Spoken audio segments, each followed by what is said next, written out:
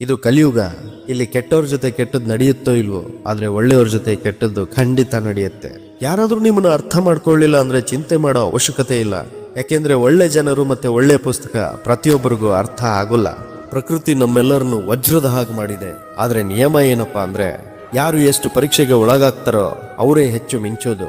ಇವತ್ತು ರಸ್ತೆ ಕಂಡಿಡಿದಿರಿ, ನಾಳೆ ಗುರಿ ಕೂಡ ಸಿಕ್ಕೇ ಸಿಗುತ್ತೆ. ತಾಯಿಯ ನಂತರ ಕೇವಲ ಧೈರ್ಯ ಮಾತ್ರ ಮನುಷ್ಯನ ಜೊತೆ ಕೊಡೋದು. ಅದು ಮನುಷ್ಯನನ್ನ ಯಾವತ್ತೂ ಸೋಲೋದಕ್ಕೆ ಬಿಡೋದೇ ಇಲ್ಲ. ಸರಿಯಾದ ರಸ್ತೆಯಲ್ಲಿ ನಡೆಯೋದು ಸ್ವಲ್ಪ ಕಷ್ಟನೇ, ಆದ್ರೆ ಆ ರಸ್ತೆಯಲ್ಲಿ ನಿಮ್ಮನ್ನ ಯಾರು ಬೀಳ್ಸೋದಕ್ಕೆ ಸಾಧ್ಯನೇ ಇಲ್ಲ. ಯಾವತ್ತು ಸೋಲನ್ನ ಒಪ್ಲೇಬೇಡಿ. ಇವತ್ತು ಕಷ್ಟ ಇರ್ಬೋದು, ನಾಳೆ ಒಳ್ಳೇದಾಗುತ್ತೆ, ನಾಡಿದ್ದು ಇನ್ನೂ ಚೆನ್ನಾಗಿರುತ್ತೆ. ಸಂಬಂಧಗಳು ಯಾವತ್ತೂ ಮುರಿಯೋದಿಲ್ಲ, ಮುರಿಯುವಂಥವು ಸಂಬಂಧಗಳೇ ಅಲ್ಲ. ಕಷ್ಟಗಳು ಜೀವನದ ಒಂದು ಭಾಗ.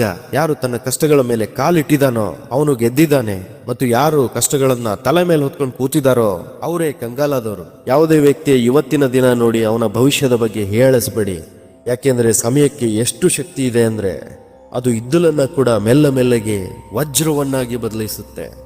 ಸಮಯ ಯಾವಾಗ ನಿರ್ಧಾರ ಮಾಡುತ್ತೋ ಆವಾಗ ಸಾಕ್ಷಿ ಕೊಡೋ ಅವಶ್ಯಕತೆನೇ ಇರಲ್ಲ.